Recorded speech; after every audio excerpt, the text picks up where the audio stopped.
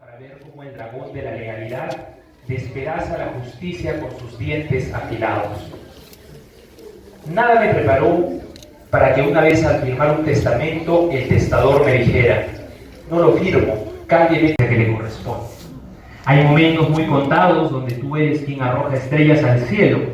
Esos momentos, por ejemplo, cuando un menor corre a los brazos de su madre que no lo ha visto en tanto tiempo y sabes que ahí es donde le corresponde estar. Momentos cuando un padre tiene en las manos sus derechos de visita a sus hijos, a pesar de que su exmujer no lo quiere ver, y besa en los niños la felicidad de estar con su papá, sabiendo que tú lo hiciste posible. Cuando alguien cobra su pensión, cuando alguien recupera su casa, cuando las puertas del penal se abren y la familia vuelve a estar completa. Cuando un padre firma el testamento dividiendo entre sus hijos lo poco o mucho que la vida le dio.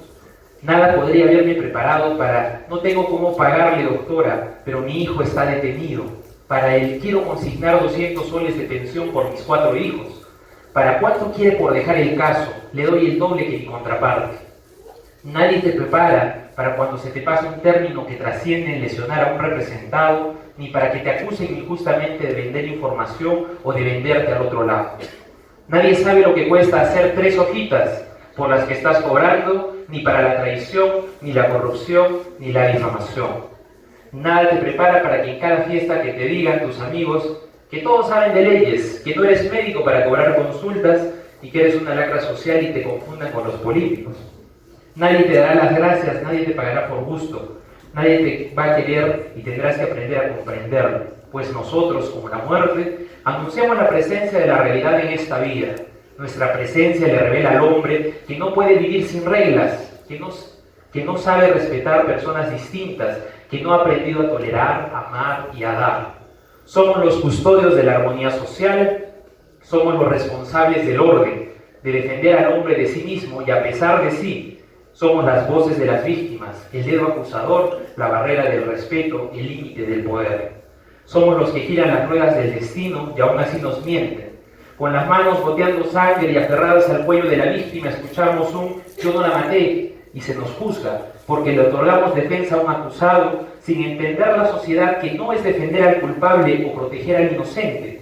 Es evitar que cada uno de los ciudadanos se corrompa, creyendo que al tomar la justicia en sus manos, matar a otro no lo hace asesino. Es la función del abogado ponerse entre el ser humano y su lado más barbárico. Es protegerles de que la manzana podrida les pudra también. Ser abogado es mirar el fondo del abismo y desde ahí meter sin miedo la mano para rescatar la luz de la oscuridad, y aún con eso elegiría mi carrera 1000 veces más. En esta tarde nos volvemos a preguntar: ¿se puede ser buena persona y ser buen abogado? Vamos a darle la bienvenida a la doctora Verónica Hurtado, quien tendrá la presentación del doctor Renato Constantino para desarrollar nuestra conferencia. Un aplauso para ella.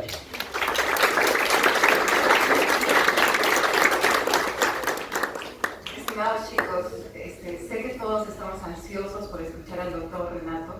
Yo creo que en las clases ya les hablé mucho de él. Tendría que hacer una presentación bastante larga y un listado bastante considerable de las virtudes académicas del doctor Renato, y la verdad, debo confesarles, me intimidan. No lo voy a hacer porque todos queremos escucharlo.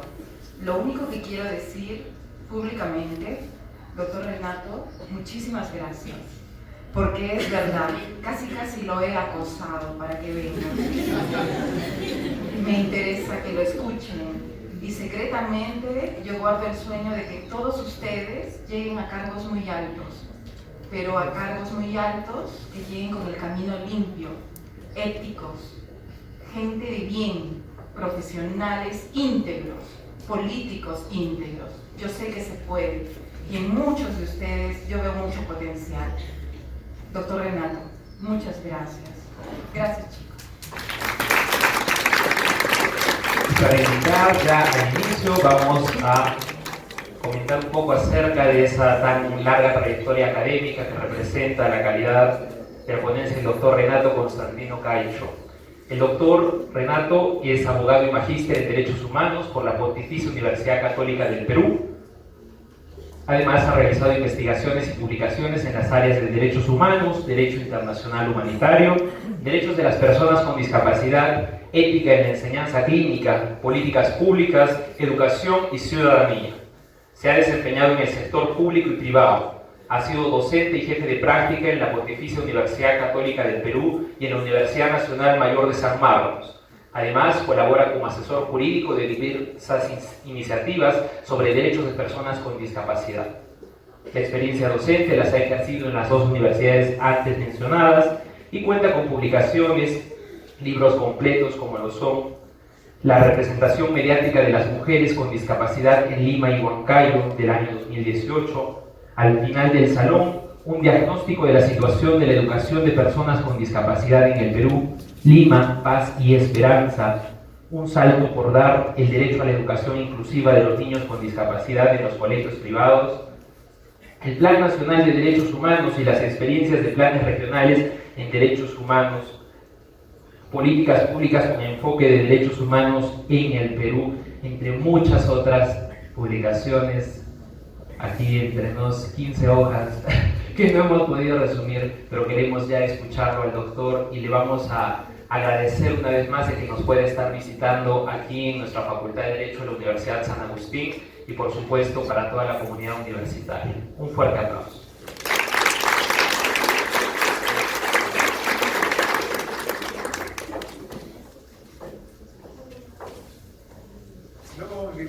Hola a todos y a todas. Espero estar a la altura del cariño que me están mostrando.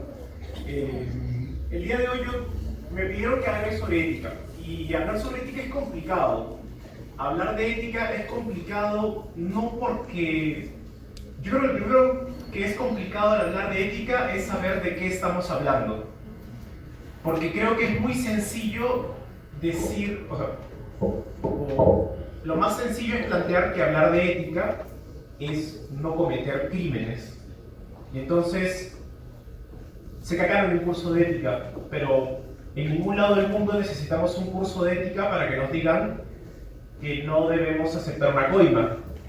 En ningún lado del mundo necesitamos un curso de ética para que nos digan que no debemos chantajear a un juez. En ningún lado del mundo necesitamos un curso de ética para poder pensar, por ejemplo, que no debo coimear a un policía para que desaparezca evidencia. Entonces, el primer problema de la ética es ¿qué hace la ética profesional? Uno. Y dos, ¿cómo entonces la enseñamos? Porque eso es lo problemático. Yo no le puedo decir a la gente que lo que está ya en el Código Penal, por si no se habían dado cuenta, tienen que cumplirlo. De hecho, una de las premisas básicas del derecho que nadie entiende es que todas las normas se reputan conocidas. Entonces, más allá de que sepamos o no que coimear a un juez está mal, que probablemente lo sabemos, nadie debería hacerlo. Entonces, yo planteo que hay tres formas de ver la ética. Bueno, yo lo planteo. Hay diferentes autores, yo usualmente cito a Tremblay. Tremblay plantea que hay tres formas de ver la ética en la facultad de Derecho, en una facultad de Derecho. La primera es pensar que hay que aprender ética porque hay que aprender ética, ¿no? Y así como aprendemos reales, así como aprendemos sociedades, así como aprendemos personas jurídicas, así como aprendemos una serie de cursos, dentro de todos esos cursos tiene que estar ética. ¿Por qué? Porque hay que saberlo. Quizá porque es útil, quizá porque es adecuado, nadie lo tiene muy claro, pero esa es la primera forma de verlo. La segunda forma de verlo tiene que ver con esto con lo que nos bombardean en los diarios, que debe haber cursos de ética para que los abogados no roben. ¿Y se dan cuenta de lo ridículo que es? ¿Necesitan un curso de ética para saber que no hay que coimear a un juez? O, dando un paso para atrás, ¿César Inostroza hubiese sido un mejor o peor juez dependiendo del curso de ética que llevó? Y eso nos deja con la pregunta, ¿ya? Si no es una cosa ni es la otra, ¿qué enseña el curso de ética? Porque no nos puede enseñar a ser buenas personas en abstracto, ¿no? O sea, el curso de ética no nos debe enseñar si es que, o sea, no sé, a no plagiar, que aparte también es un delito. No nos debe enseñar a quedarme con plata ajena. No nos debe enseñar a devolver el vuelto que te dieron extra en la panadería. Hay algo distinto, y ahí hay un problema y una solución. Un problema y una situación específica de los abogados, que va a sonar horrible, pero es que quizá los abogados tenemos una ética distinta al del resto de la gente, y eso hace que nuestras reglas éticas tengan que ser distintas a la del resto. Y va a haber traslapes, y va a haber choques, donde no podemos necesariamente estar seguros de si lo que estamos haciendo es correcto o no. El ejemplo más claro: ¿qué debo hacer como abogado si sé que mi cliente es culpable?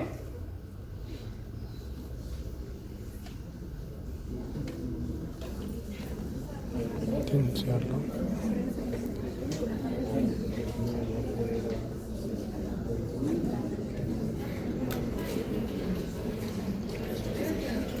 Lo que nos han enseñado que tenemos que decir es que tenemos que decir que le vamos a garantizar un debido proceso. Eso nos han enseñado a decir. Todos en el fondo sabemos que probablemente como abogados vamos a intentar sacarlo, porque nos pagan y nos enseñan a trabajar con personas que pueden ser culpables, pero la responsabilidad de encontrar a los culpables no va a ser mía, sino que va a ser de la contraparte. Pero incluso ahí, sin cuestionar eso, ¿yo le debo decir al fiscal mi cliente es culpable? No. Ahora, si mi mamá ve un crimen, ¿tiene el deber de reportarlo a las autoridades? Pero si yo veo el crimen de mi cliente, ¿tengo el deber de reportarlo a las autoridades? Es secreto profesional. Yo no tengo que revelar nada. Pero entonces hay algo raro, porque la ética común, y ahí voy a tratar, para no hacer mil vueltas sobre qué es la ética, voy a ir simplemente a la ética kantiana. Kant, de hecho, en su ejemplo dice que en sus ejemplos plantea que él jamás mentiría, y que de hecho solo lo pensaría si es que llega alguien diciendo que va a matar a alguien y pregunta si esa persona está en la casa. Y que en ese caso él pensaría si acaso está bien mentir. Pero para el resto de casos no. Entonces Kant es probablemente uno de los, probablemente el mayor filósofo que ha dado la historia occidental. Es un gran tratadista de ética, pero Kant no podría ser abogado. Porque si Kant está pensando, porque Kant, ¿qué haría si el fiscal le pregunta, tu cliente es culpable? Salvo que, la opción es que guarden silencio, no sabemos si guardaría silencio. Pero si Kant tiene la idea de que siempre hay que decir la verdad, Kant sería un mal abogado. A pesar de que es el mejor tratadista de ética con el que contamos. Entonces acá tenemos una situación compleja, porque si la ética de los abogados es distinta a la ética que le aplica al resto del mundo, vamos a tener problemas siempre. Y yo creo que por eso es que hay chistes de abogados. Porque tenemos una concepción, porque tenemos obligaciones distintas que es muy difícil de hacerle sentir a la gente.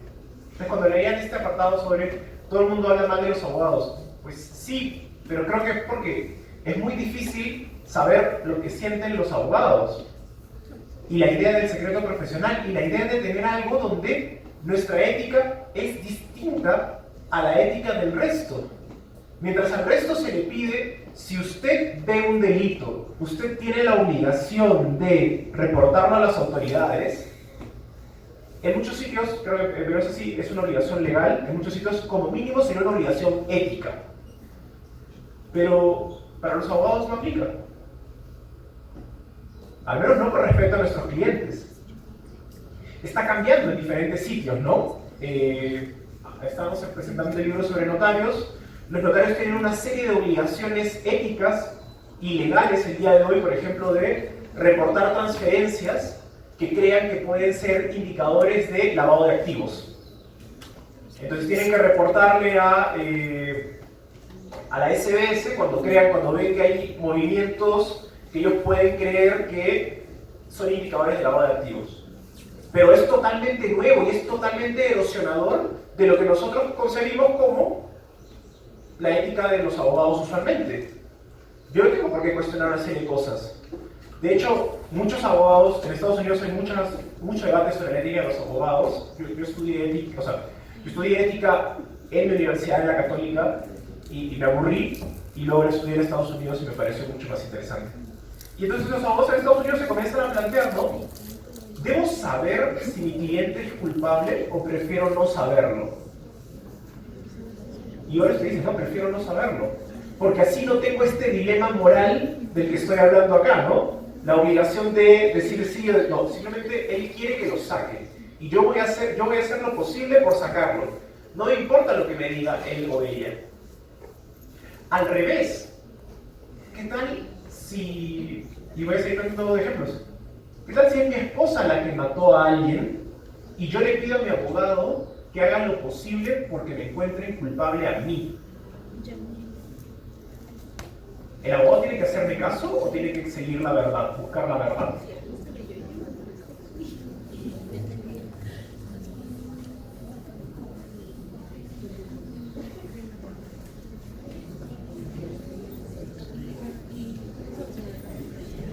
Entonces, el derecho o la ética profesional no debería estar llena de preguntas con respuestas obvias.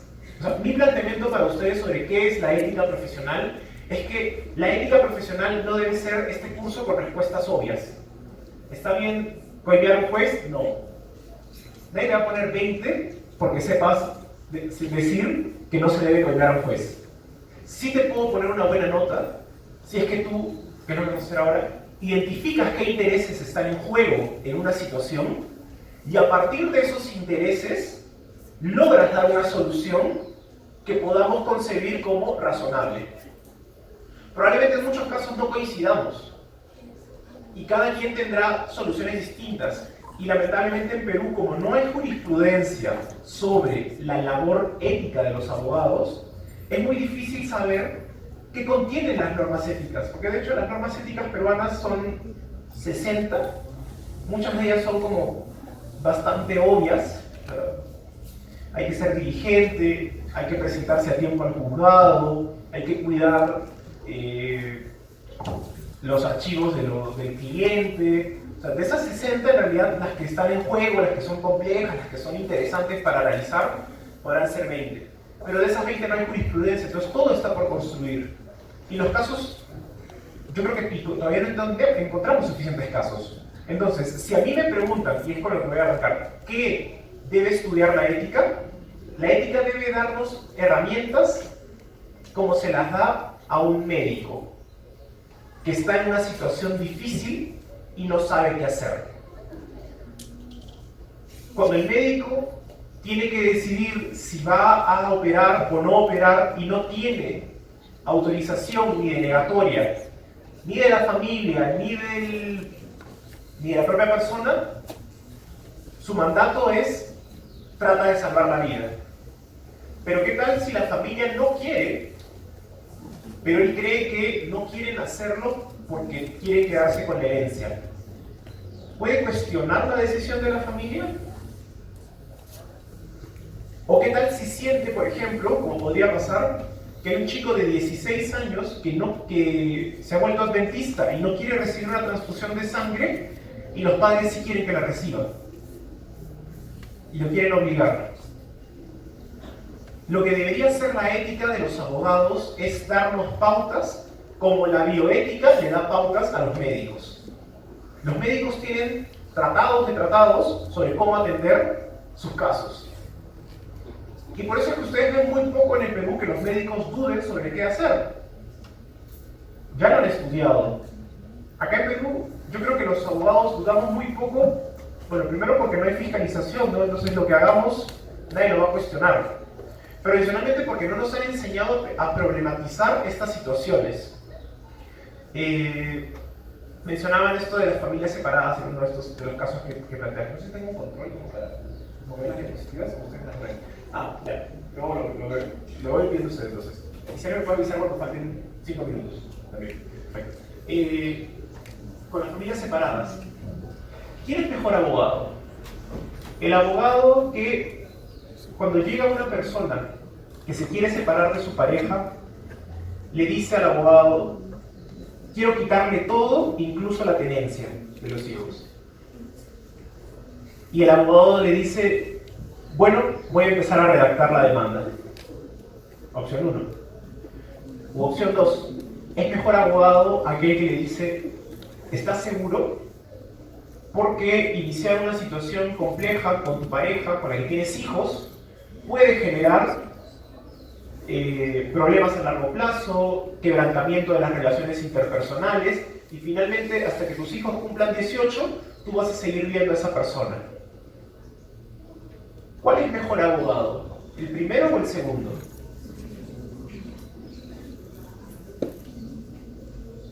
¿Por qué uno es mejor que otro?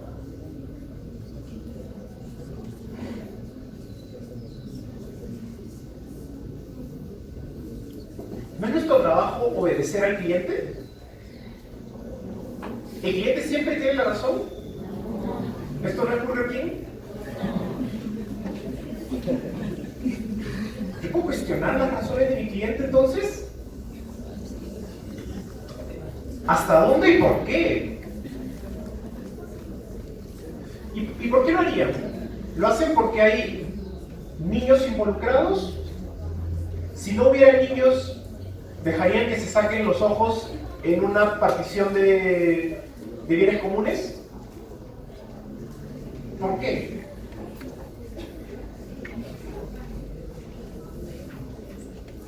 O sea, por eso, yo entiendo cuando hay hijos, hay un tercero que se puede ver afectado. Pero si no hay hijos, ¿por qué no puedo hacer lo que me dice mi cliente? O sea, si mi cliente quiere quedarse con el 80% de las cosas, y yo me considero un buen abogado, ¿no debería trabajar para conseguirme ese 80% que me ha pedido? ¿Ah? ¿Por qué depende?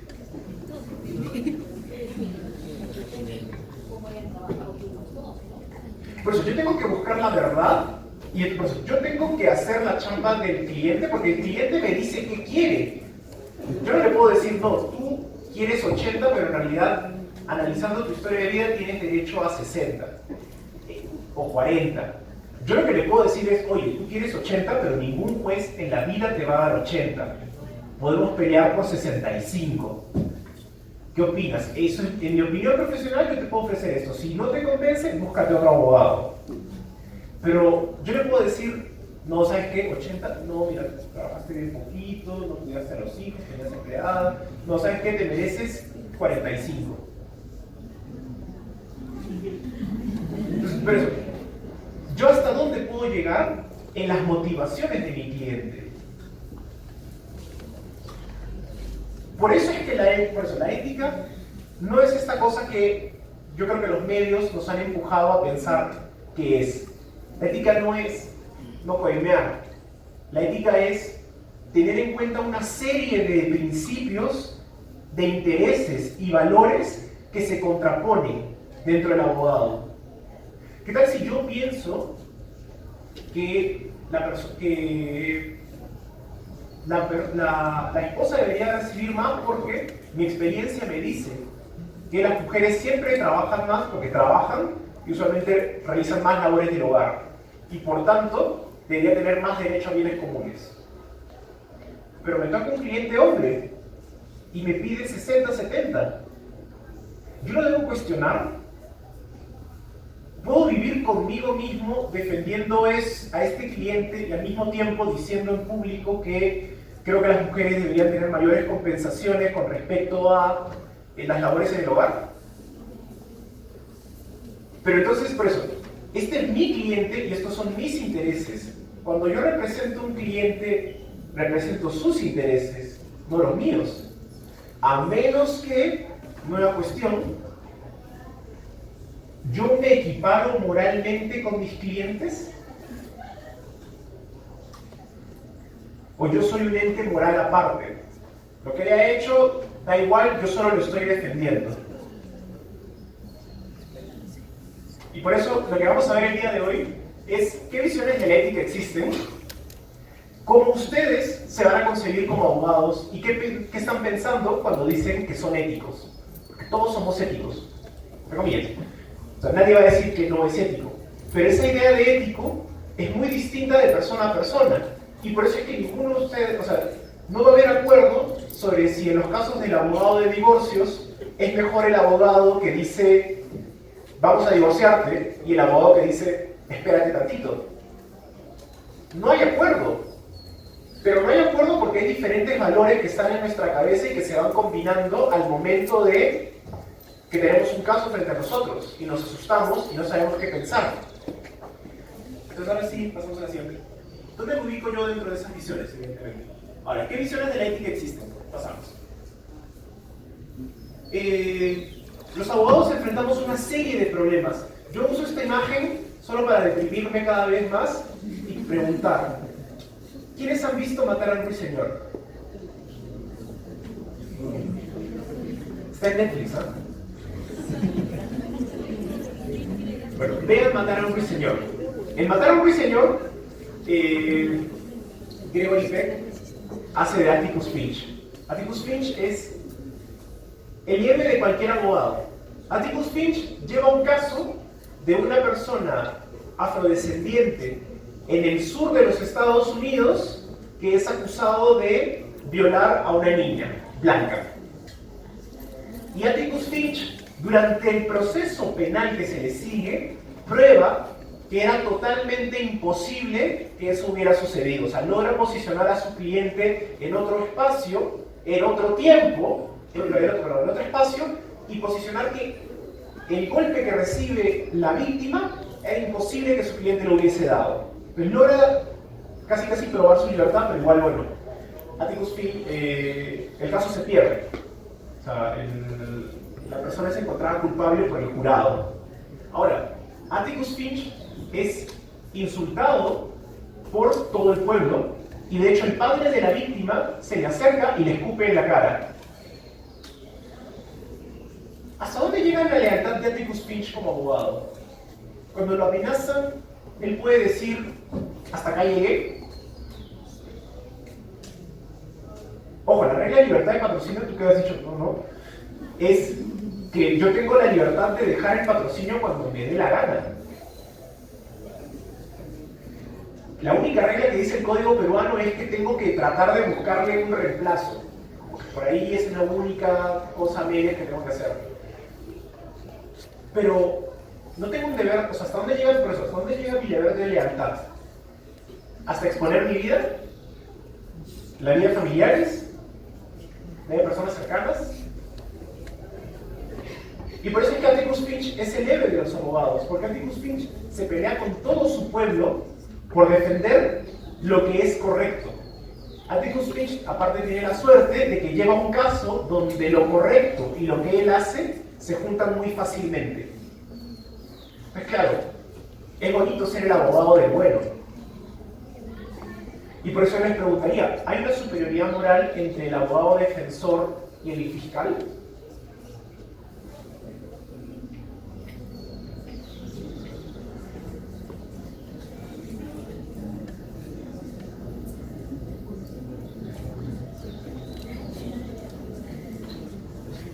Y ahí es muy interesante porque la historia peruana llena de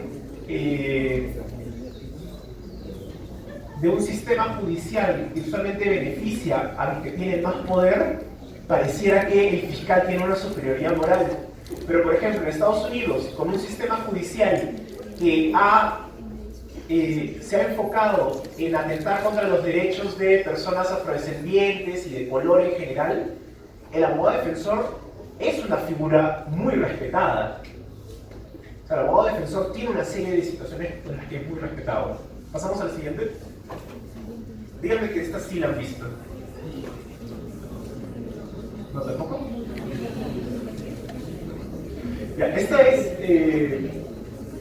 How to Get Away with Murder, que es una serie muy buena con Viola Davis, que es una actriz increíble, que enfrenta una serie de dilemas éticos y donde uno podría pensar que ella no es ética. y yo quería sacar solo uno de los tantos problemas éticos que ella aborda. Ella está defendiendo, en la segunda temporada, defiende que defiende a un cliente que está acusado de matar a una mujer. Al mismo tiempo, durante la trama de la temporada, se revela que ella sabe que la víctima, la que murió, había sido amante de su esposo. Lo cual hace que, si ella revelase esa información, probablemente la fiscalía metería a su esposo como sospechoso. Y eso haría mucho más fácil liberar a su cliente. ¿Ella tiene la obligación de decírselo a su cliente? Si ella cree que tiene una estrategia con la que igual puede ganar,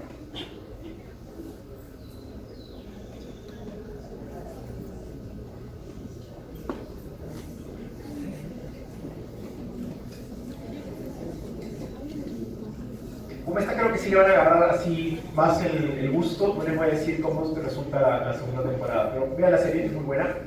Pero en general, la idea de la ética va por ahí. La idea de la ética, de nuevo, no es resolver conflictos donde todo está claro. De hecho, en Estados Unidos ese conflicto sí estaría muy claro, porque un abogado tiene el deber de revelar todo conflicto de intereses real o potencial que puede sufrir durante la representación legal. Pues tiene que revelarlo. Aquí en Perú, la verdad es que las normas son mucho más laxas, sí hay una obligación de revelar conflicto de intereses, pero en realidad hay muy poca fiscalización. Y no nos han enseñado, creo que lo más importante es, oye, ¿qué es un conflicto de intereses? ¿Qué significa conflicto de intereses?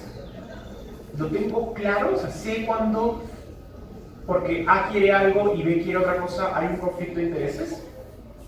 Pasamos a la siguiente. Pues los abogados enfrentamos problemas éticos porque durante un litigio, solo voy a tratar de hablar de litigio, pero podríamos hablar de consultas, consultorías, asesoría legal, asesoría tributaria, financiera, etc. Tenemos que abordar diferentes intereses. Primero está el interés del cliente, subjetivo y objetivo. Subjetivo es lo que él me dice. Y ahí vuelvo al ejemplo que puse hace un rato, ¿no? El cliente que me dice que la mujer es culpable, pero él está dispuesto a ir a la cárcel por ella. Su interés subjetivo, es decir, el que él me ha revelado, es que él quiere ir a la cárcel por su mujer. Pues lo que yo tengo que hacer es defender a la esposa. Pero el interés objetivo en realidad es, nadie quiere ir a la cárcel. Yo debería tratar de evitar que mi cliente, que es este, vaya a la cárcel. Entonces hay interés subjetivo y objetivo. Yo tengo que comenzar a ponderar a cuál debo obedecer. Está el interés del abogado, que es algo muy poco, que se analiza muy poco. Yo puedo tener mis propios principios, y a veces esos principios pueden entrar en contradicción con el cliente al que estoy defendiendo, o incluso con la forma con la que voy a defender a mi cliente. 1. 2. Yo puedo tener intereses en ciertos casos porque me da prestigio. Es algo de lo que se habla casi nada. Imaginemos que el día de mañana llega una pareja homosexual que quiere adoptar un niño. Y me dice que quiere llevarle que una de ellas es peruana, vive en Estados Unidos y ella quiere hacer el trámite acá en Perú. Y me dice si vale la pena hacerlo en Perú. Pero si le digo la verdad es que probablemente pierdas el caso, ¿no? Ni hablar, no lo ganamos ni a balas. Pero también me pongo a pensar, oye, si yo llevo ese caso, yo me convierto famoso. Yo me voy a volver el abogado que logró la adopción homoparental en el Perú. Y entonces yo pienso, cuando yo le respondo, le digo, creo que sí hay chance. Creo que es difícil, pero sí se puede.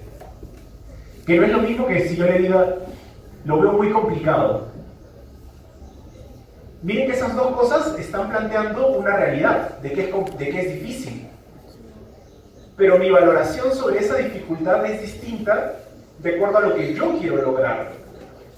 O algo más sencillo. Me quedé hace poco porque estoy en la capacitación con jueces que acá hay un juzgado constitucional. Entonces, imaginemos que mi cliente ha sufrido un acto de discriminación en la administración pública. Digamos que, como lo que yo hago, tiene discapacidad, pidió un ajuste razonable, por ejemplo, para postular a una entidad pública y se lo negaron. Y entonces, yo tengo la opción de ir por contencioso administrativo. Pero también sabemos, quienes litigamos, que las vías para el amparo, si bien hablan de residualidad del amparo, no están totalmente cerradas, sino que se puede argumentar de que algunas cosas que podrían ir también por contencioso administrativo, también podrían ir por amparo. ¿Estamos de acuerdo? ¿O ya que yo estoy torciendo mucho el derecho? No, sí, están de acuerdo. Y entonces yo le digo a mi cliente que es mejor ir por amparo. Porque yo creo que si llegamos al TC sería lo máximo. Y porque yo quiero ser el abogado que lleve este caso al TC. Mi interés no se está manifestando ahí. Si yo soy una activista feminista y una mujer llega queriendo denunciar a su pareja y 3 días después me dice que ya no quiere denunciarlo, ¿yo le puedo hablar para convencerla? Sí, no, y porque, perdón, esos son mis principios. Yo le estoy diciendo que debería. Entonces, mis intereses también entran en juego. Nadie lo ve, y eso de hecho creo que es lo menos analizado en la ética, como mis intereses, mis principios, mis ideas de prestigio y éxito entran también en juego con respecto a una decisión jurídica. Intereses institucionales. Oye, quizá la institución donde trabajo recibe fondos para hacer litigio y entonces, claro, queremos llevar amparos, no queremos llevar contencioso administrativo. Quizá la institución en la que trabajo recibe dinero para apoyar víctimas de trata, siempre y cuando las víctimas de trata denuncien. Si no denuncian, lamentablemente le tengo que decir, váyase porque yo necesito que usted denuncie. Si no denuncia, no nos es útil como institución. Y luego puedo llegar a otra serie de complicaciones. Y finalmente, intereses y derechos de terceros como niños. En el caso del divorcio era muy claro.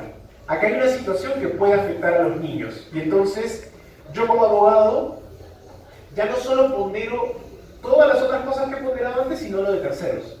Que no es lo mismo que yo no haría en otros casos, ¿no? Ese es un caso muy común en Estados Unidos. Imaginemos que ustedes están negociando un contrato para una empresa. Nos contratan para negociar un contrato. Y la contraparte omite una situación que le puede costar a esa empresa muchos millones de dólares. ¿Ustedes tienen el deber de decírselo a la contraparte? ¿O chitón porque es su problema y no es de ustedes? Ustedes deben buscar que el contrato sea lo más justo posible o que sea lo más conveniente para su cliente.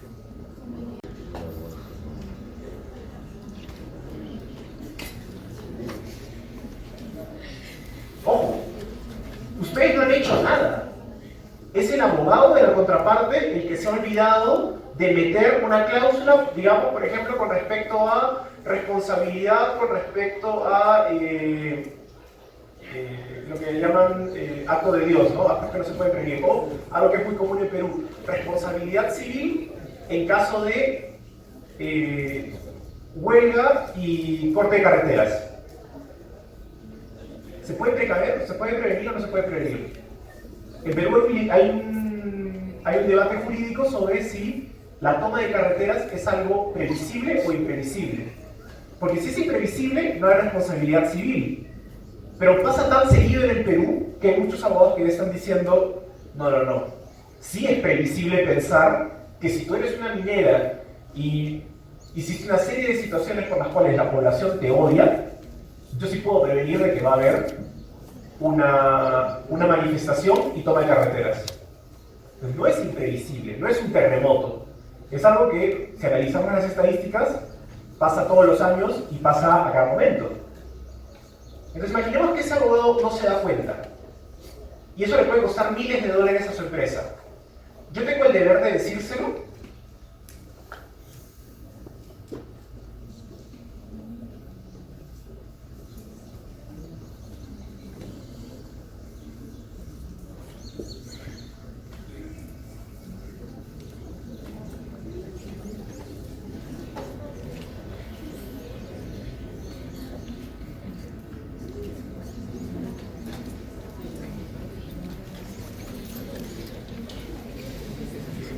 Y ahí, ¿qué es lo que está en juego? El derecho de terceros, sus propios valores sobre qué es lo justo y qué es lo injusto, su propia labor de abogados.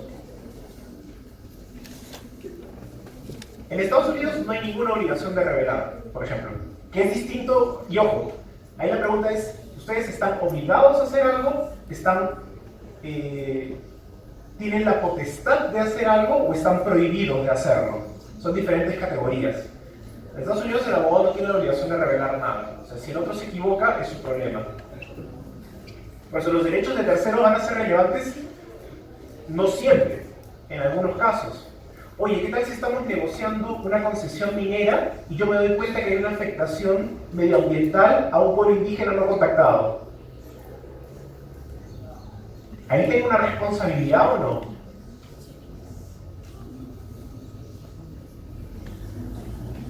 Cambia, ¿no? Porque ahí sí, yo puedo decir, no, pues a la empresa sí que se quiere, pero a este pueblo indígena no contactado, a ellos sí me parece que debería protegerlos. ¿Por qué hago esa diferencia? Posiblemente tiene que ver con mis intereses como abogado. Yo siento que no tengo por qué defender a otra empresa, pero sí tengo una noción de justicia que me lleva a pensar que debo defender a ese pueblo indígena no contactado. Quizá porque no tiene nadie más que lo proteja, y quizá porque no hay nadie más que se pueda dar cuenta en este momento en que estamos negociando la concesión. Pero bueno, por ahí empieza. Entonces, podemos pasar a la siguiente. La premisa general va a ser siempre seguir lo que dice el cliente, pero como nos vamos dando cuenta, no es tan claro que yo siempre deba seguir lo que quiere el cliente. Y entonces, gente que trabaja estos temas en Estados Unidos, Christine Parker principalmente, hizo esta tablita, que a mí me encanta, que siempre la utilizo, que tiene que ver con 4 visiones sobre la moralidad de los abogados. Y que vamos a ver cómo cada una de ellas puede ser relevante. El primero es el abogado adversarial, confrontacional, que es el abogado común, entre comillas, gringo.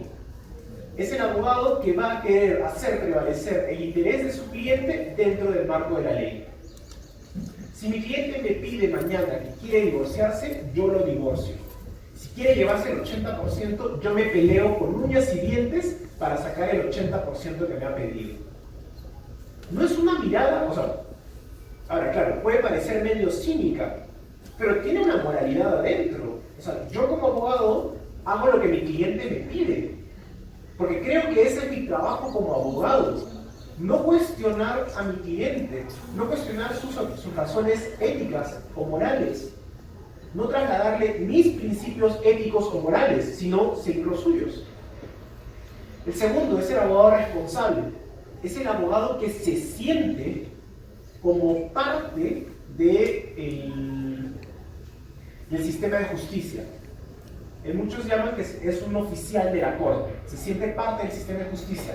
Como parte del sistema de justicia, su deber probablemente tiene que ver más con la búsqueda de la verdad que con la búsqueda del interés del cliente.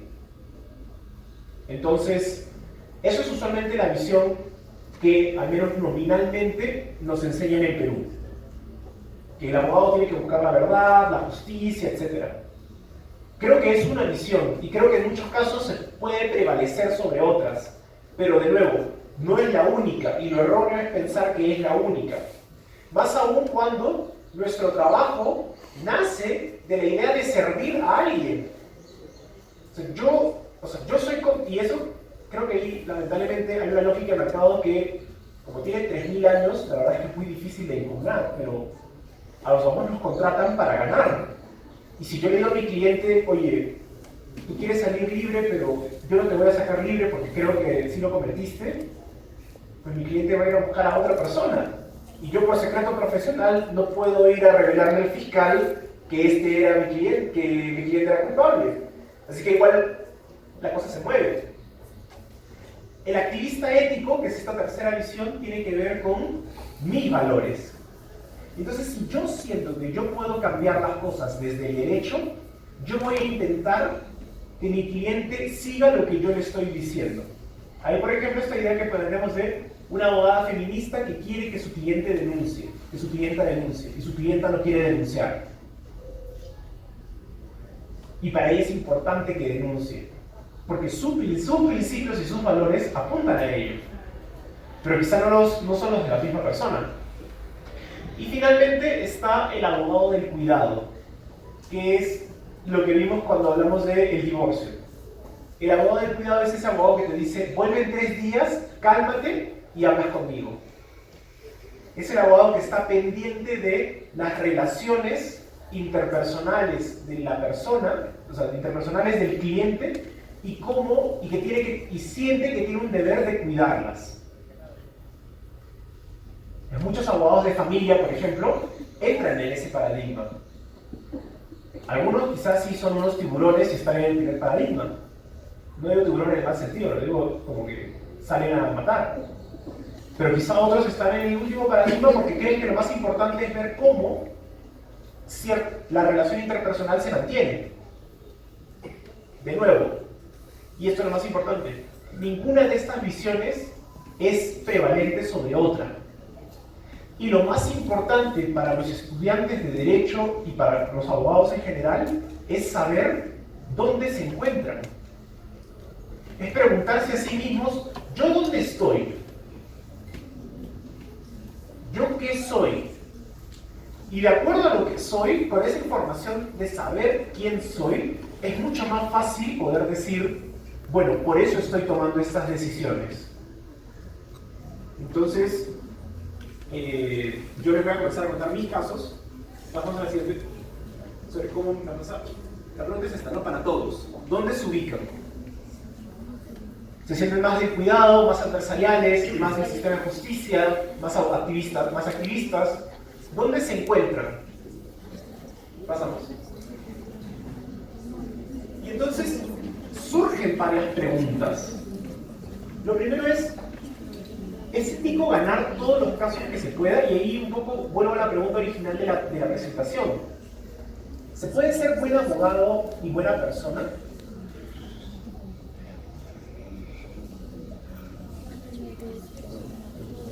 ¿Y qué tan fácil es desprendernos de nuestros clientes? Porque de nuevo, es muy fácil cuando tenemos clientes buenos. ¿Qué tal si no siempre es así?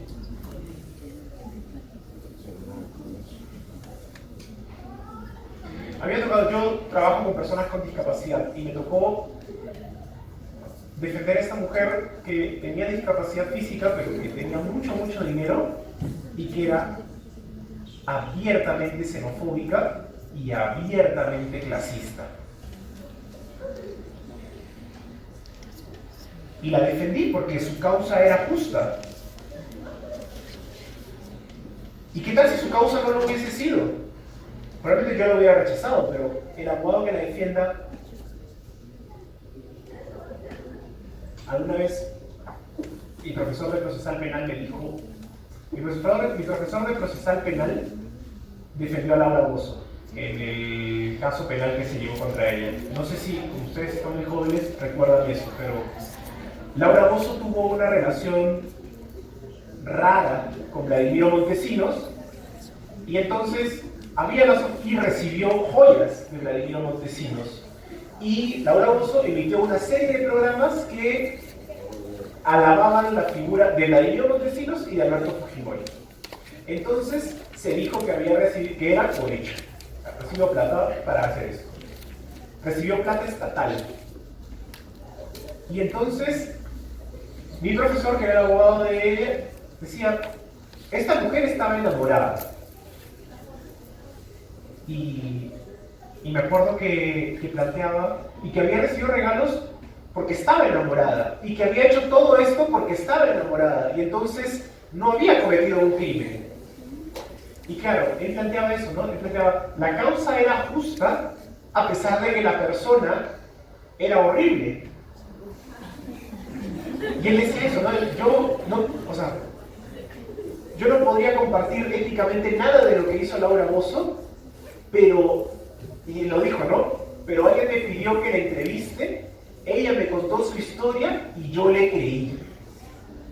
Ojo, pudo haberle no creído, ¿no? Pudo haber dicho, ¿sabes qué? Tú solo estabas buscando el poder, te acomodaste y te fue así. Él le creyó. También es una decisión de los abogados qué le creemos a nuestros clientes y qué no. Y creo que a veces por eso es complicado saber si podemos ser buenas personas y buenos abogados. Creo que lo primero que hay que decir ahí es que las reglas de los abogados a veces son distintas a las reglas del resto del mundo.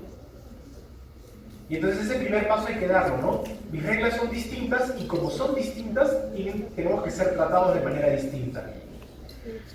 Pero quizá hay casos donde no se puede. En Estados Unidos cuentan mucho de estos abogados que defienden a una asesina en serie y a la asesina en serie la han encontrado culpable de 2 delitos, de 2 muertes. Pero hay una tercera muerte que sigue su modus operandi. Ellos saben que ha sido su asesino, pero no han encontrado al cadáver. Y entonces los padres salen en televisión y ruegan a los abogados de este asesino que por favor revelen dónde está el cadáver. Pero claro, si no revelan dónde está el cadáver, a su cliente le cae una tercera condena. No pueden éticamente hacerlo.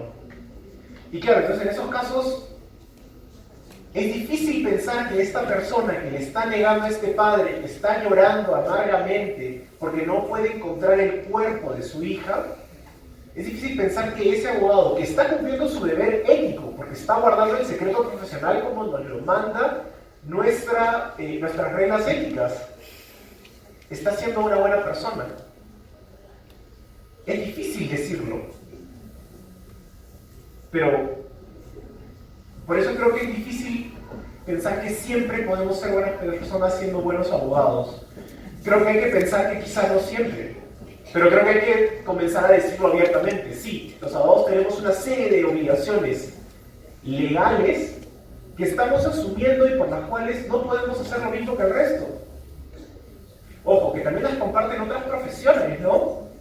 El psicólogo que escucha al criminal que confiesa un crimen tampoco puede ir a decirle a un fiscal, oye, este fue. El cura que lo escucha tampoco puede hacerlo. Pero, claro, nadie hace chistes de curas o de psicólogos que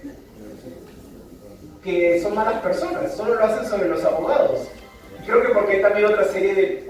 hay otra serie de intereses que nosotros jugamos. Y creo que como no sabemos conjugarnos, yo creo que ahí hay 2 cosas. A veces el apegamiento a la norma ética de los abogados parece sí mismo. Pues claro, estos abogados que no revelan dónde está el cuerpo parecen cínicos, parecen crueles, pero creo que no lo son. Pero creo que es muy difícil explicarle a todo el mundo a dónde nos obliga nuestra regla ética. Y finalmente, ahí sigo, ¿no? Me identifico moralmente con los casos que defiendo. Sí o no, solo para lo bueno. O sea, ¿qué tal si yo soy una persona gay que defiende casos de personas gay que han sido discriminadas? Yo feliz, ¿no? Porque así no tengo ningún dilema moral con lo que estoy haciendo. Pero la mayoría de abogados no tienen esa libertad. Llevamos los casos que van cayendo. ¿Cuándo en la representación hay la identificación moral? A veces sí, a veces no. ¿Hasta dónde, esto me encanta, hasta dónde puedo utilizar herramientas extrajurídicas para ganar un caso? el mal conocido precedente Pastor, y que me pasa mucho a mí. Yo trabajo derechos de personas con discapacidad y, por ejemplo, capacito jueces. Capacito jueces en normas, reglas y principios que quizá mañana yo mismo voy a alegar en los casos que les voy a presentar a esos mismos jueces. ¿Eso está bien? ¿O está mal?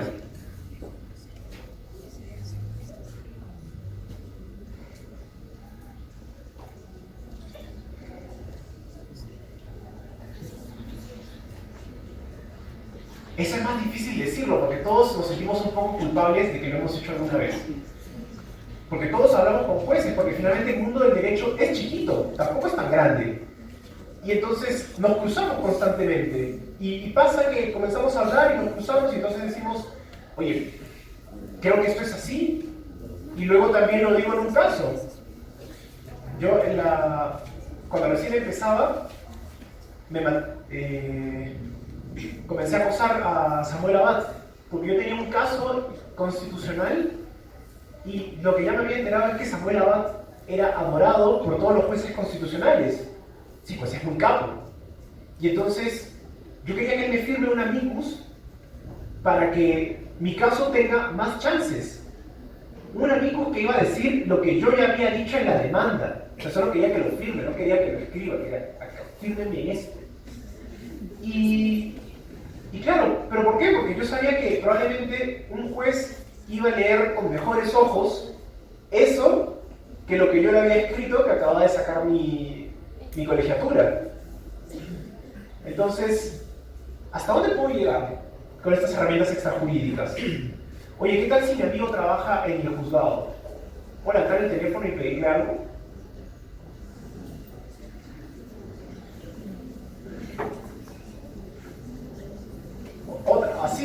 Oye, ¿qué tal si justamente yo tengo, ya mira, ni siquiera voy a hablar sobre el fondo, solo sobre forma.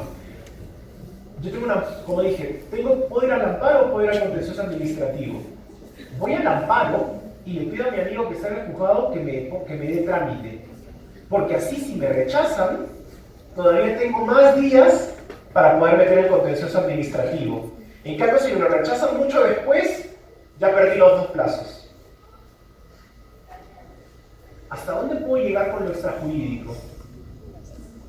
No hay norma clara, y peor aún porque la Corte Suprema avaló el caso Aurelio Pastor, en la cual esta alcaldesa de Tocache había dicho que tenía un caso de corrupción, y Aurelio Pastor le dijo, no te preocupes porque yo conozco a todos los de la Corte Suprema, hasta les he enseñado. Y entonces, claro, luego ella salió absuelta, pero dejó el audio que se transmitió por todos los canales. Cuando el caso llega a Suprema, lo absuelven y dicen que un abogado puede usar todas las herramientas posibles para sacar a su cliente. Claro, queda esa duda, ¿no? ¿Hasta dónde puedo llegar? Y de nuevo, no hay norma clara. La calificación moral de lo que hago cambia de acuerdo a mi motivación. O sea, si yo estoy llevando el caso de un pueblo indígena y le pido ayuda a un juez, ¿es distinto que si estoy llevando el caso de Southern? ¿Por qué? Pues, si usualmente se supone que yo no soy mis casos, yo no tengo una equivalencia moral con mis casos, ¿por qué para cuando estoy tratando de torcer o cuando parece que estoy torciendo la norma, mi motivación sí pasa a ser relevante? Claro, como yo me identifico como activista ético, yo siempre me digo eso, ¿no? Bueno, lo estoy haciendo por los derechos de las personas con discapacidad. Entonces, no es tan mal. Y eso es lo que me digo, ¿no? Porque yo estoy capacitando jueces y mañana les voy a presentar demandas a los jueces con los argumentos que les he expuesto. Y les voy a pedir que me amparen o que me den la razón.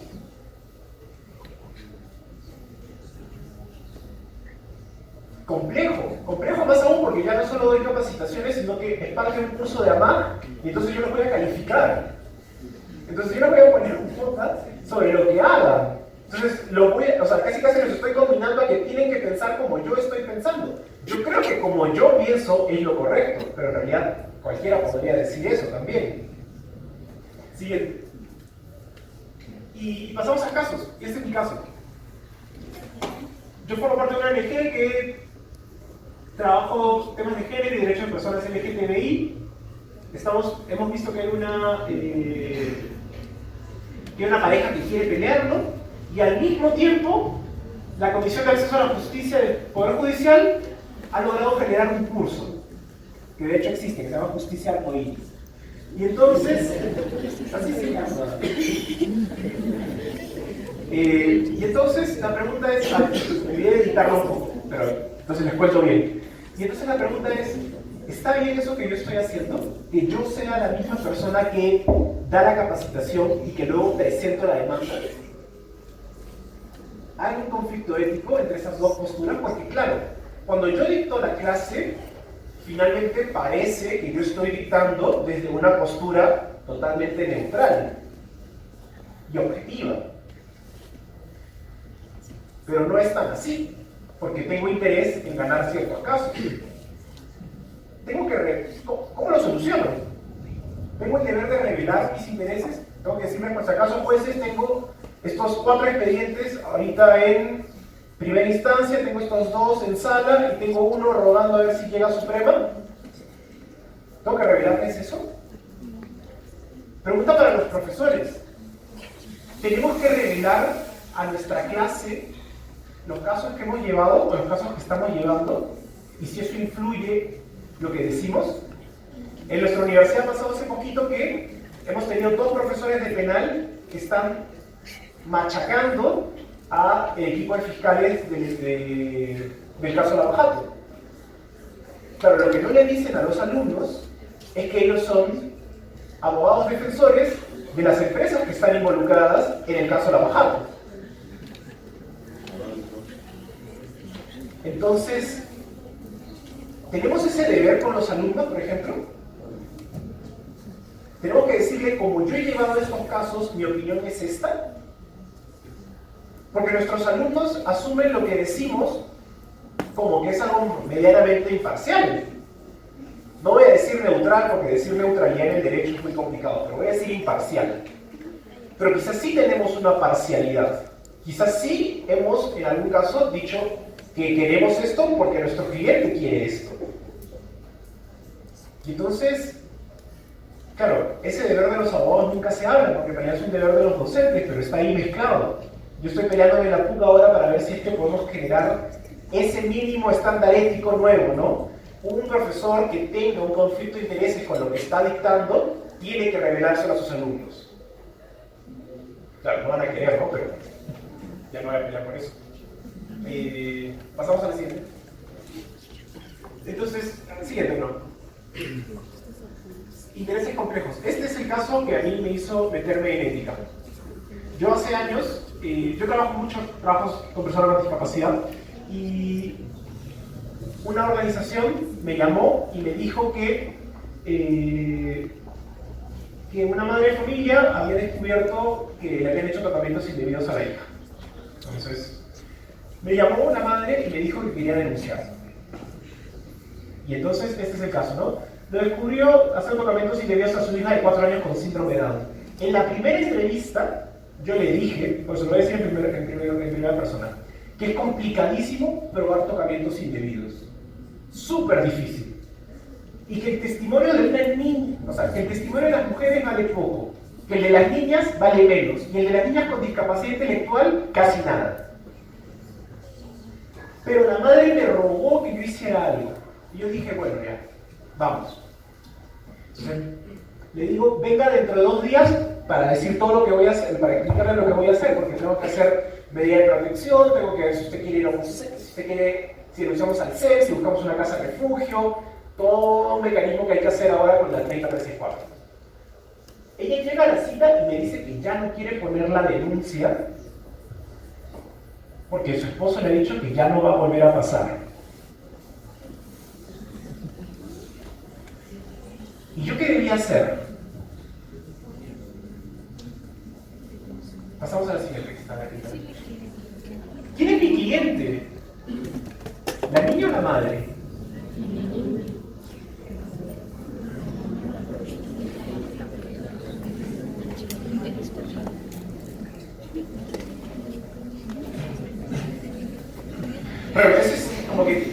Las 3 primeras o 4 primeras semanas en clases de ética, ustedes tienen que aprender a identificar quién es su cliente y a quién se debe.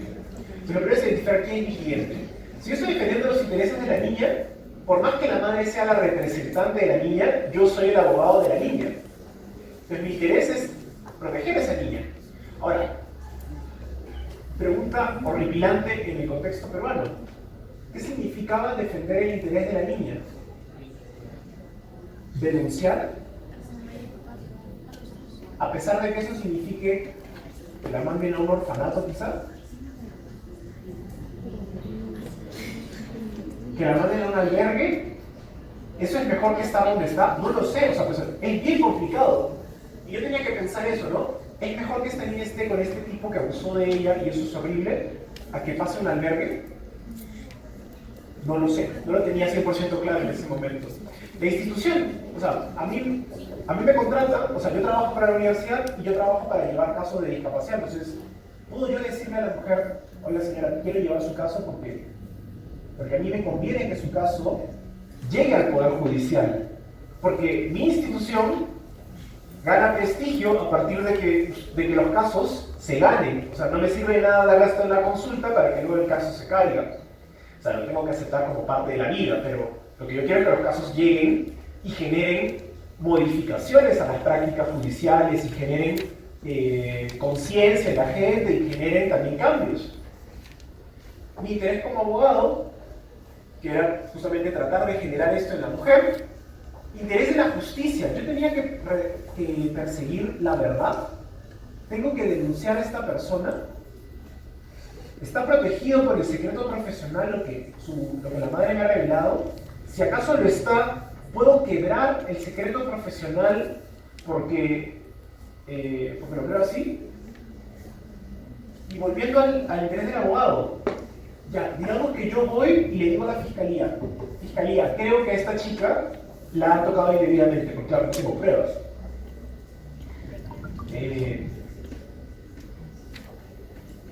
¿Me voy a quedar con ese caso acompañándolo?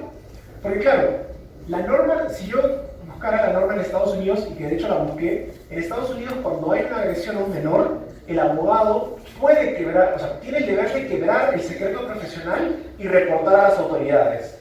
No hay, no hay un debate, o sea, este debate, ellos ya lo resolvieron. Hay que denunciar. Pero esa norma se basa en una concepción clara de cómo funciona Estados Unidos. Sistemas sociales que funcionan. Entonces se la van a llevar a un orfanato que no es tan horrible, donde va a comer bien, donde va a dormir bien, donde la van a vestir, va a seguir yendo al colegio, etcétera, etcétera, etcétera. Yo puedo garantizar lo mismo acá. Puedo garantizar que su proceso penal va a ser adecuado, o en realidad va a ser una forma de revictimizarla una y otra vez. Pues claro, ¿cómo le hago menos daño? ¿Denunciando o no denunciando?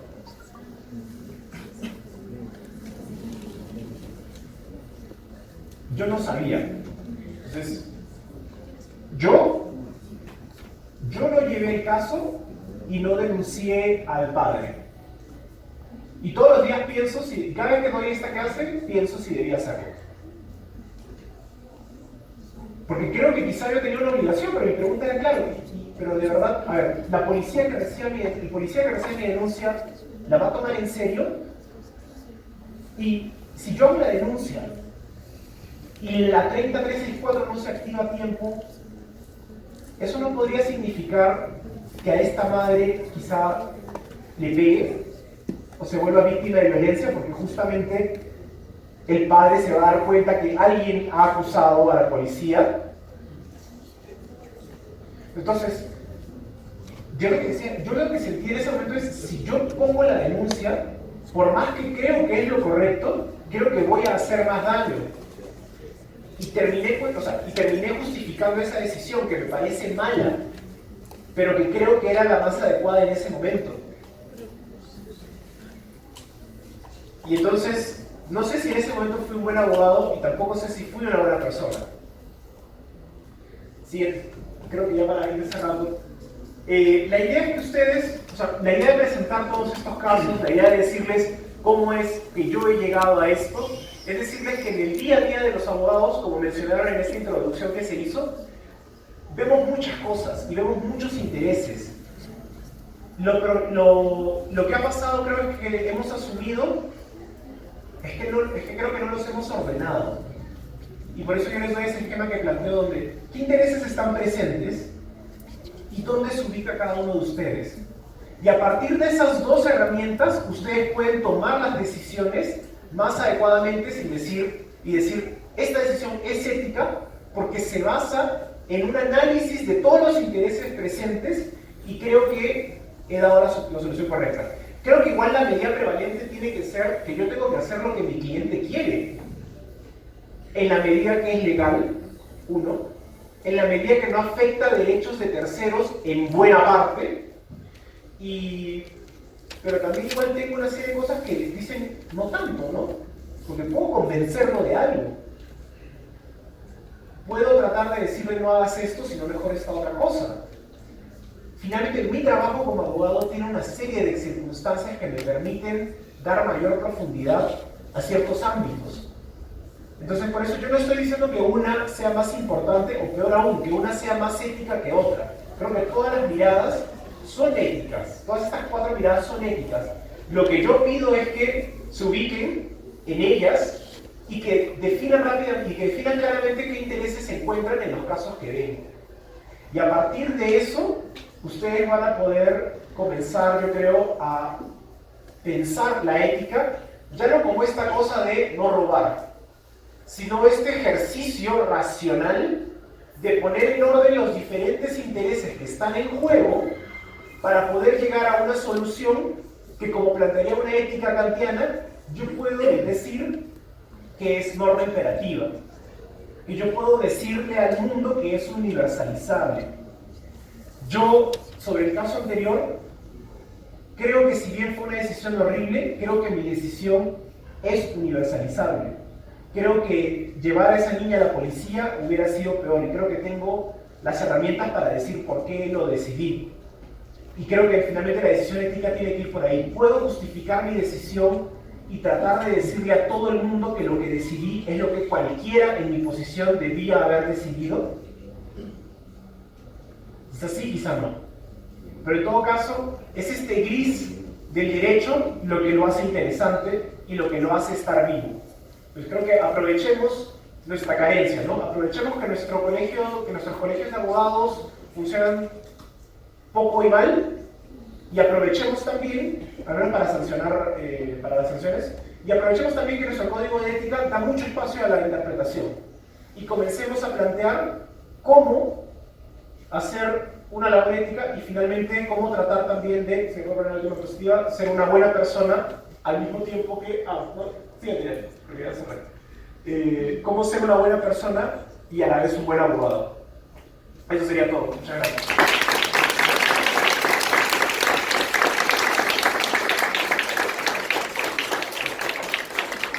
Ha sido una presentación bastante dinámica y le agradecemos al doctor Renato Constantino por habernos acompañado en esta tarde. Rápidamente vamos a pasar a un comentario y a una pregunta que nos va a compartir el doctor Renato Díaz González como panelista en esta tarde y posteriormente lo haremos con la doctora Verónica Botado. Entonces, también vamos a recibir a nuestro profesor Renato Díaz con un aplauso.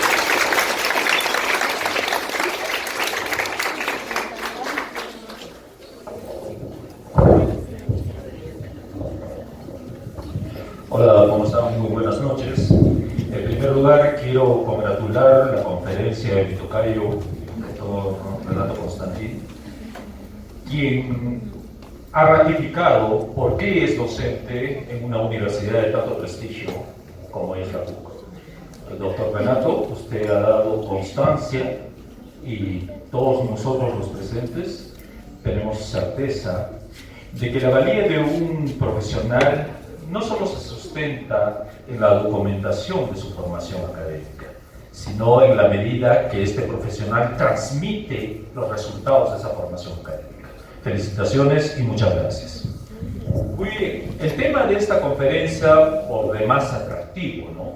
Se puede ser buena persona y se puede ser un buen abogado, es el constante dilema entre el bien y el mal, entre la ética y la legalidad.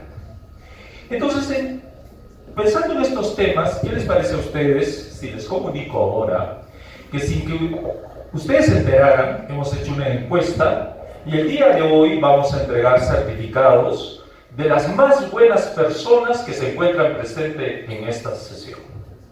¿Qué les parece? ¿Buena idea o no? ¿Les emociona? ¿Les entusiasma? Ya he visto que varios me van a llamar. Yo no estoy peinado, yo soy, ¿sí? Y es que hay mucha gente que pasa gran parte de su vida empeñados en ser buenas personas, ¿no? Por eso es que encontramos los buenos docentes, ¿no? Esos que no son exigentes. Doctor, no he venido a dar el examen porque tenía que asistir al entierro del canario que se murió. Ya, no pasa nada.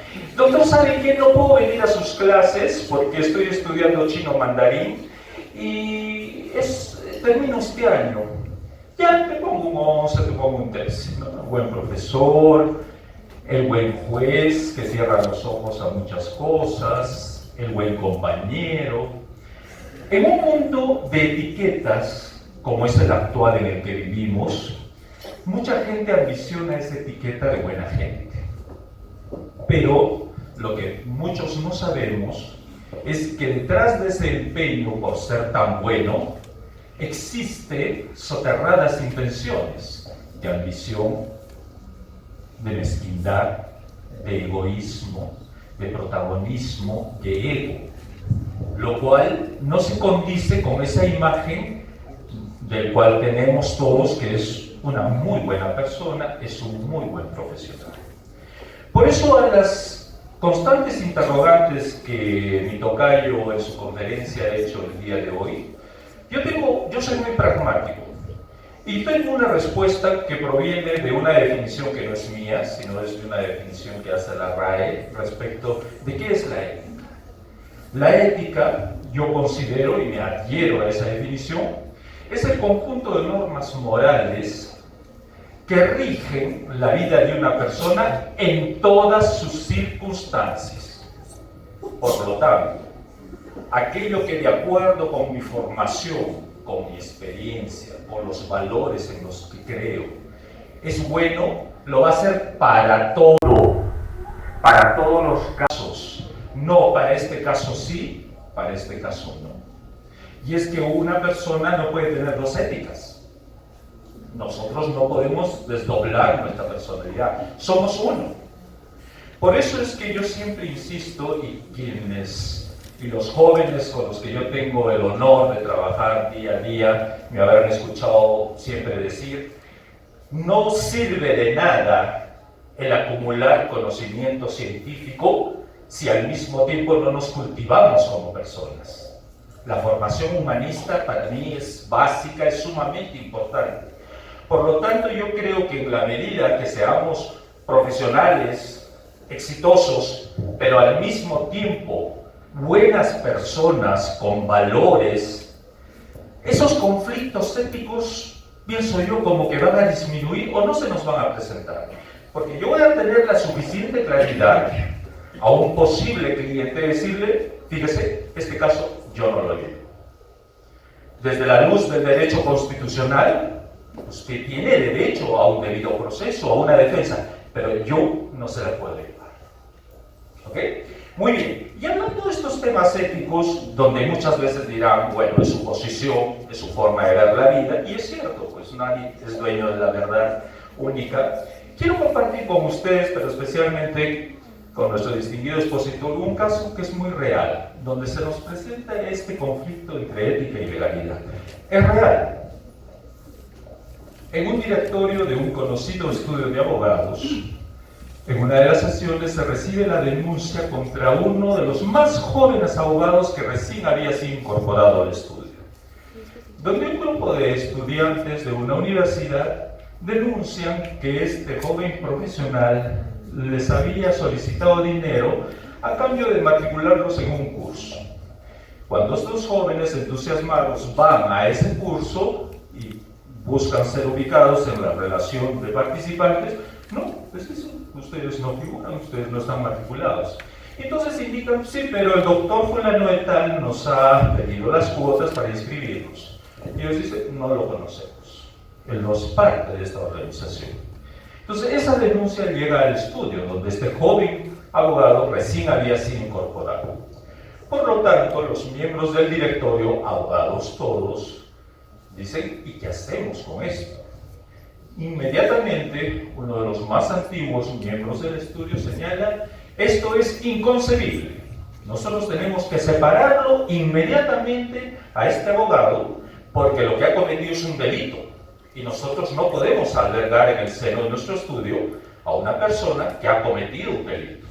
Por lo tanto, yo considero que inmediatamente se le pasa una carta, se lo separa del estudio. Y además, deberemos asesorar a estos jóvenes que han venido a quejarse para que formulen la denuncia correspondiente. En eso hace uso de la palabra quien tiene pretensiones de ser el próximo presidente del directorio. Y señala, miren, este joven abogado, miembro de nuestro estudio, ha sido mi alumno.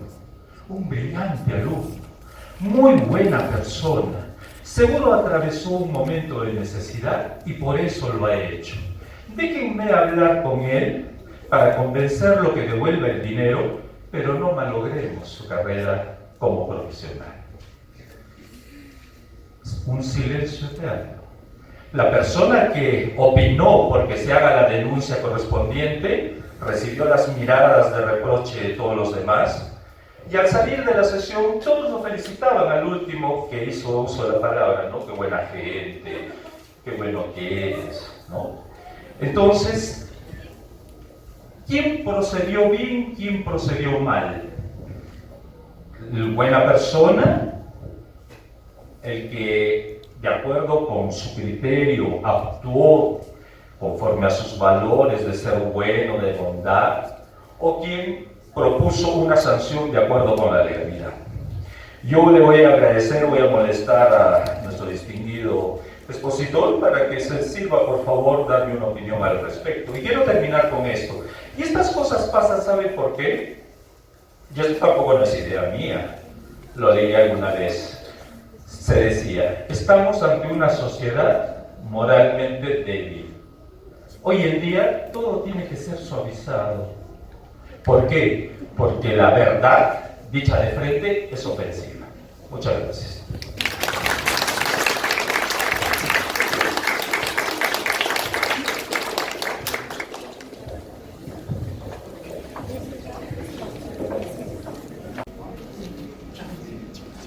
Muchas gracias al tocayo por el comentario, las preguntas. La pregunta de yo no tendría que ser ético, entonces me salva de todo. Porque si yo a todos mis clientes les digo, yo no voy a llevar tu proceso, pareciera que entonces ya no soy tan buen abogado, a pesar de que soy mejor persona. Entonces esa situación también es compleja. Justamente la idea es si puedo ser ambas cosas a la vez. Si puedo ser un abogado exitoso y puedo ser una buena persona. Esa es como la pregunta compleja. Sobre la organización y lo que plantean, yo comenzaría a pensar con el esquema que planteé, ¿qué intereses están en juego?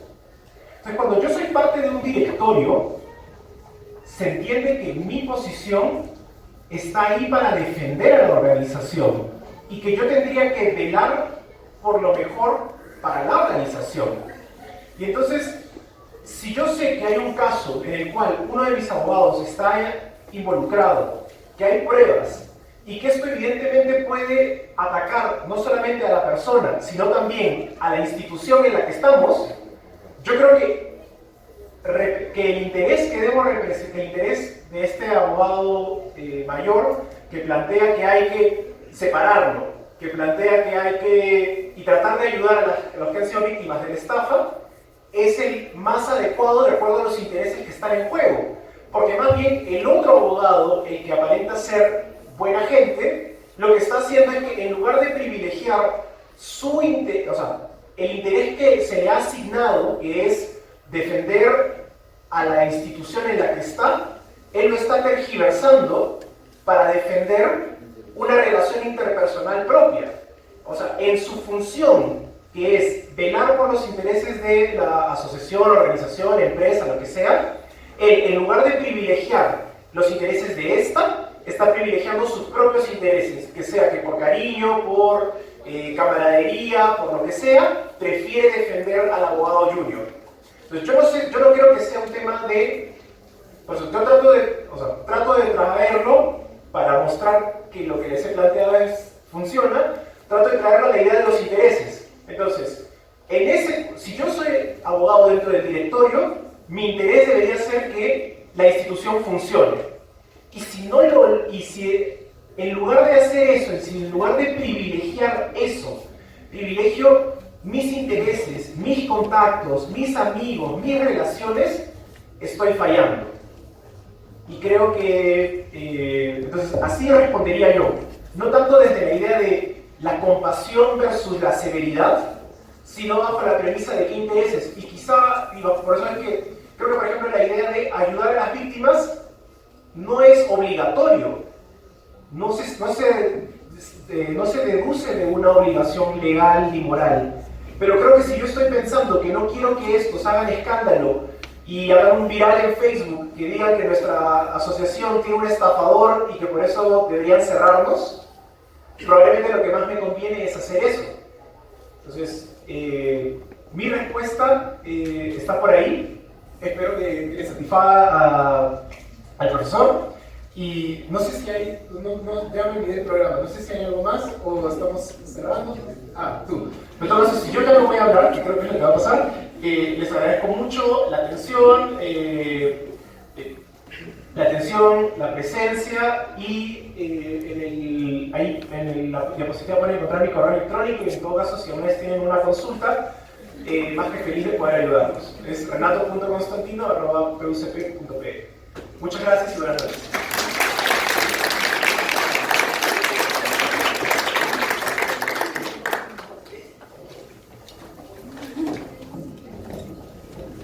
Bien, vamos ya llegando a la parte final entonces, también por los tiempos de nuestro ponente, y le queremos agradecer una vez más para que sienta el calor de nuestra ciudad, y yo también pediría un aplauso por la gestión que ha tenido la doctora Verónica Hurtado para poder compartir estos temas con nosotros, así que un aplauso para la doctora y también que va a decir unas palabras finales.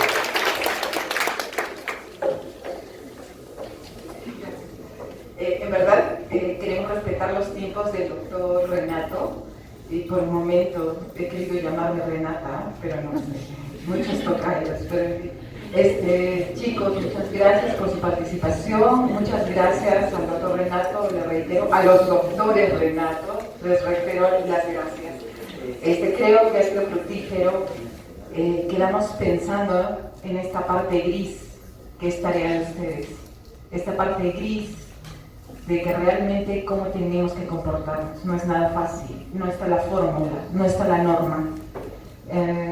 Yo tenía algunos comentarios que hacer, no voy a hacerlos, pero Martín Lutero decía que los abogados eran malos cristianos. Claro, si Juan Carlos estuviera acá me hubiera torcido los ojos, pero no importa. Pero decía, si mi hijo quisiera ser jurista, preferiría verlo muerto. Creo que Martín Lutero fue muy drástico. Creo que los abogados somos necesarios y somos parte de la solución, pero tenemos la gran tarea de pensar y repensar esta parte gris que el doctor Renato nos ha expuesto aquí, cómo tenemos que comportarnos. Qué tan difícil es ser asertivo en la decisión que uno tome profesionalmente como abogado, y ahora tenemos claro que la moral como personas también es un tema un poquito apartado, la moral como profesional y como abogados. Reitero las gracias y solo quisiera invitar al doctor Renato, por favor, al doctor Renato González, por favor, para que le haga entrega al doctor Renato Constantino de un pequeño y realmente significativo obsequio que hemos hecho para él, preparado para él.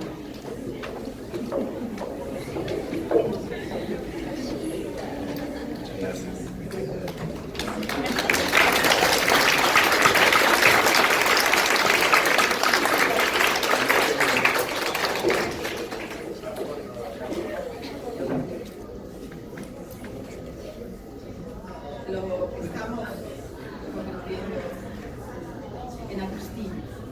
Espero que le quede.